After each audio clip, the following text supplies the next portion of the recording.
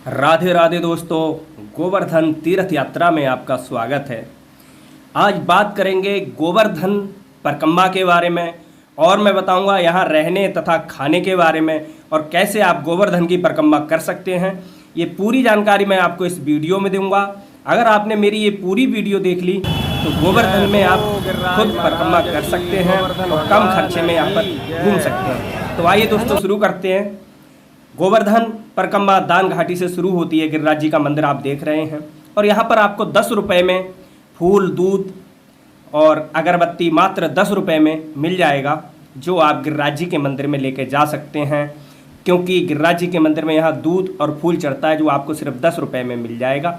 ये गिरिराज जी का मंदिर है। यहाँ दिन की शोभा अलग और रात की शोभा कुछ अलग प्रकार से रहती है। गिरिराज जी मंदिर में अगर आप सुबह में जाते हैं तो सुबह में गिरिराज जी के दर्शन जो होते हैं तो वो ये प्रवेश द्वार है। सुबह के जो दर्शन होते हैं तो आप दूध गिरिराज जी पे चढ़ा सकते हैं। और बहुत सारे भक्त अगर दोपहर के बाद जाएंगे तो गिरिराज जी का श्रृंगार हो जाता है। जैसे आप देख पा रहे हैं कि ये सुबह का दृश्य है और दोपहर के बाद गिरिराज जी कुछ ऐसे दिखते हैं। ये इनका श्रृंगार है। श्रृंगार के बाद ऐसे दिखते हैं। अब बात करेंगे परिक्रमा की। जब आप दान घाटी से परिक्रमा शुरू करें तो 5, 7 या जो आपकी श्रद्धा हो उतने लेट कर दंडवत करके परिक्रमा करिए। फिर उसके बाद आगे बढ़ेंगे और आगे बहुत सारे लोग परिक्रमा मार्ग में बैठे रहते हैं, तो इनके लिए बहुत सारी दुकानें होती हैं। वहाँ से सिक्के ले लें रास्ते में इनको देने के लिए, क्योंकि इस जगह का नाम दान घाटी है और दान घाटी पे दान करना बहुत ज़रूरी होता है। अगर आप घर से कुछ अनाज वगैरह लाते हैं तो वो दान कर सकते हैं, क्योंकि दान घाटी पे तो खुद भगवान श्री कृष्ण ने भी दान किया था। जब आगे बढ़ेंगे, अगर आप पैदल कर सकते हैं परिक्रमा तो ठीक है, अगर नहीं कर सकते हैं तो दर्शन करते जाइए। ये हनुमान मूर्ति के दर्शन करें। रास्ते में ऐसी बहुत सारी मूर्तियाँ पड़ती हैं जिनके आप दर्शन करते हुए आगे बढ़ जाएंगे। अगर हम पैदल नहीं चल सकते हैं तो थोड़ा सा दान घाटी से जब आप आगे बढ़ेंगे तो वहाँ पे आपको एक बैरियर लगा हुआ मिलेगा और बैरियर के पास बहुत सारे ई रिक्शा खड़े होंगे। ये ई रिक्शा आपको 100 रुपये पर सवारी के हिसाब से बिठाते हैं और ये पूरी परिक्रमा आपको गिरिराज जी की करवा देंगे। देखा जाए तो ये कुंडों की भी परिक्रमा होती है।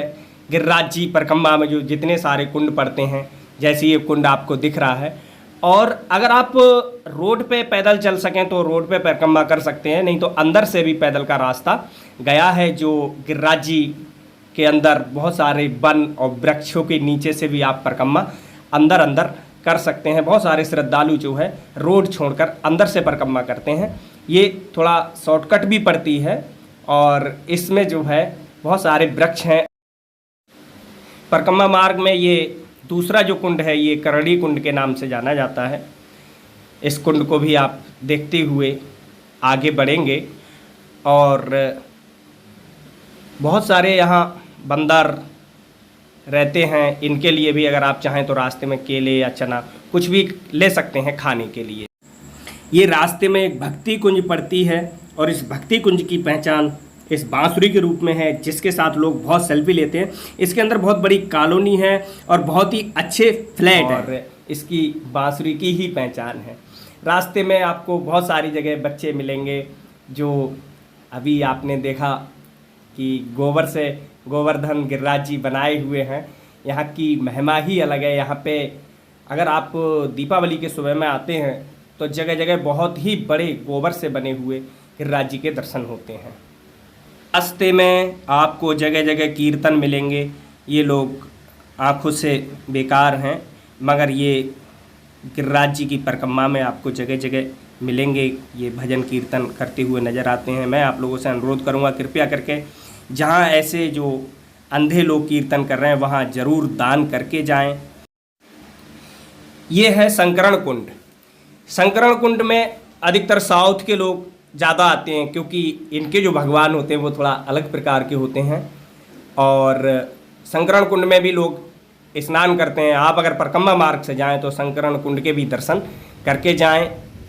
ज़्यादा नहीं तो यहाँ पे हाथ में जल लेके अपने ऊपर ज़रूर छिड़कें।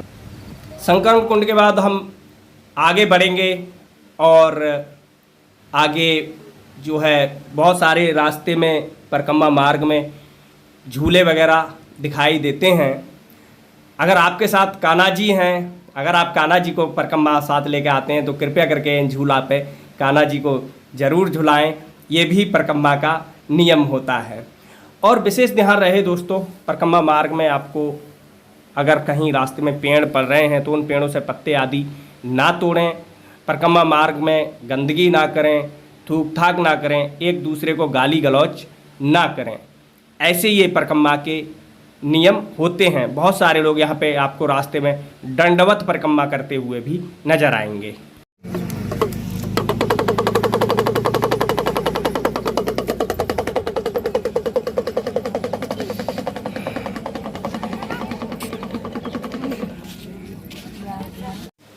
ये यहाँ पर गिरिराज जी का एक नक्शा दिया हुआ है, एक मूर्ति बनाई हुई है। गिरिराज जी इस प्रकार से लेटे हुए हैं। देखा जाए तो गोवर्धन पर्वत सेम इसी प्रकार से हैं। अब वो आगे चलते हैं और बात करते हैं। यहाँ पर परिक्रमा मार्ग में ऐसे बहुत सारे वृक्ष पड़ते हैं। ये वृक्ष आज के नहीं हैं। इन वृक्षों को माना जाता है कि ये भगवान श्री कृष्ण के समय से हैं। ये वृक्ष कहीं कहीं तो ये पूरी इनकी जड़ खुक्कल हो गई हैं, मगर आज भी ये वृक्ष मौजूद हैं। गोवर्धन परिक्रमा का कुछ एरिया राजस्थान में आता है। पूंछरी का लौठा जो है वो राजस्थान में लगता है। ये जो है राजस्थान का एरिया है। ये पूंछरी का लौठा पुलिस चौकी बनी हुई है, सदर डीग में ये लगती है। तो अब पहुंच गए हैं राजस्थान में, जो एरिया राजस्थान का परिक्रमा मार्ग में पड़ता है। तो यहाँ जब आप आगे बढ़ेंगे तो आपको ये एक मंदिर दिखाई देगा। यहाँ लाइट की वजह से थोड़ा कम दिखाई दे रहा है मंदिर। फिर आगे बढ़ेंगे तो राजाओं की तो बात ही निराली है, जैसे उनका ये प्रतीक दिखाई दे रहा है राजा महाराजाओं जैसा। तो यहाँ पे आ जाते हैं, माता संतोषी का एक मंदिर पड़ता है परिक्रमा मार्ग में, और संतोषी माता यहाँ विराजमान हैं। इनके भी आप दर्शन करके जाइए, सिर झुका के जाइए संतोषी माता के दरबार में। फिर आगे बढ़ेंगे तो पूंछरी के लौठा पहुँच जाते हैं। पूंछरी के लौठा पे आप दर्शन करें और प्रसाद आदि जो भी चढ़ाना है वो पूंछरी के लौठा का बहुत ही विशेष महत्व है परिक्रमा मार्ग में, पुराने समय से ही। परिक्रमा मार्ग में आपको बहुत ऐसे संत मिलेंगे जिन्होंने अपना पूरा जीवन गिरिराज जी के नाम कर दिया है। कोई 1008 दंडवती कर रहा है, कोई 10 साल से, कोई 15 साल से, कोई 21 साल से। ऐसे लोगों को राधे राधे जरूर बोलते जाओ।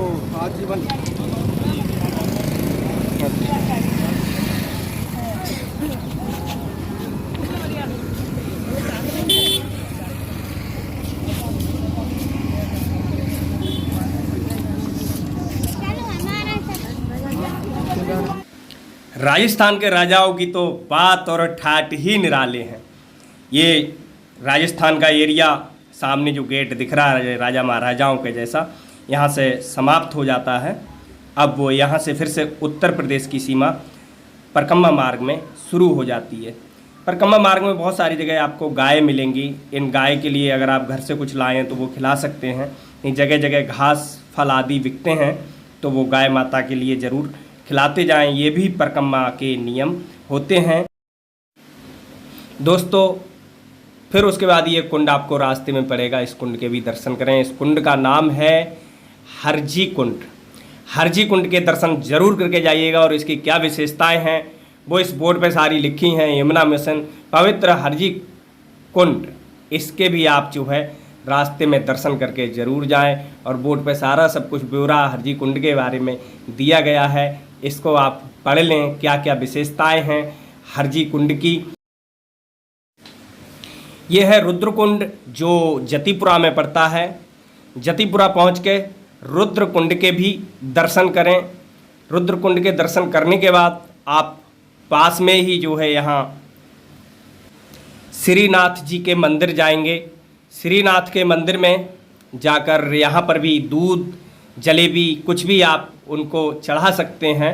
ये वही जगह है जहाँ से गिरिराज जी पर्वत के लिए भगवान श्री कृष्ण ने अपनी उंगली पे धारण किया था। तो ये वही जगह है। यहाँ से फिर आप आगे बढ़ेंगे तो ये गिरिराज जी पर्वत पे बहुत सारे लोग चढ़ते हैं। यहाँ बहुत सारा सब कुछ आपको देखने को मिलता है। इंद्र से जो लड़ाई हुई थी वो यहीं पर हुई थी। आज भी जो है यहाँ ऊपर इंद्र के हाथी के पैरों के निशान और भी बहुत सारे प्रतीक, जो लड़ाई इंद्र से हुई थी तो वो यहाँ पर मौजूद हैं।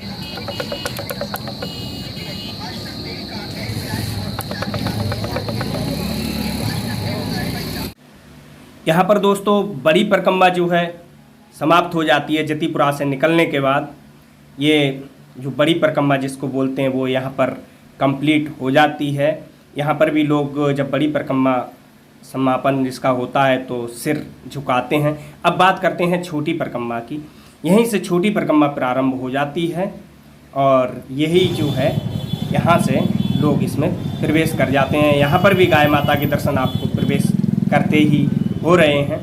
छोटी परिक्रमा में आगे बढ़ेंगे। ये बहुत ही बड़ा एक मार्केट पड़ता है। इसमें निकलते हुए आगे आपको सबसे पहले श्री लक्ष्मी नारायण मंदिर पड़ेगा। लक्ष्मी नारायण मंदिर में आप जाके दर्शन करके निकलिए। फिर आगे आपको और भी मंदिर पड़ेगा, चूतर टेका मंदिर। चूतर टेका मंदिर की एक खासियत है, ये हनुमान मंदिर है। जब आप चूतर टेका पहुँचें तो कृपया करके यहाँ पर बैठें ज़रूर, चाहे आप एक ही मिनट बैठें। कहावत है कि चूतर टेका पे बैठने से शरीर की थकान दूर हो जाती है। उसके बाद आपको रास्ते में ऐसे बहुत सारे पंचमुखी हनुमान और भगवान शिव और माता वैष्णो देवी का मंदिर भी पड़ेगा। इनके भी आप दर्शन करते जाइए।